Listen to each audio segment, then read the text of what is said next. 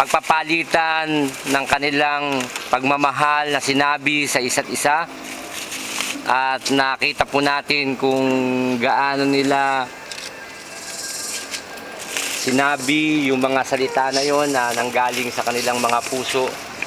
At marahil naiyak kayo at gusto nyo ring makasal sa susunod na panahon. Sila Brother Rico sa Bahamas. At alam ko, kahit simple yung ginawa natin, saksi ang Diyos sa muli nilang pag-renew ng vows sa isa't isa. At saksi rin ng Diyos na kung gaano nila kamahal ang isa't isa.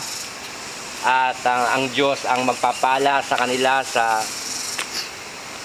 buong buhay nila ng pagsasama bilang mag-asawa at isang pamilya kasama ang kanilang mga anak.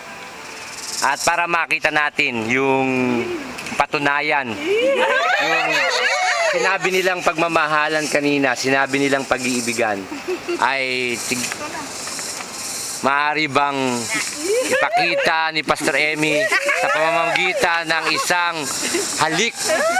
O, wag kayong pipikit. At sasaksiyan namin ang halik na yon at kami ang magiging saksi na ginawa ni Pastor Emmy yon sa lugar na ito ng Phuket, Thailand.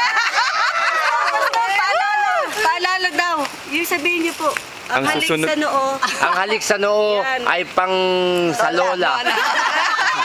Ang halik sa kamay ay sa pari. Ang susunod dito, hindi nyo na makikita. Ang susunod, Ang hilik sa pisngi ay kaibigan. Ang hilik sa ilong ay sa clown. Ang halik sa labi ay para sa mga taong nagmamahal.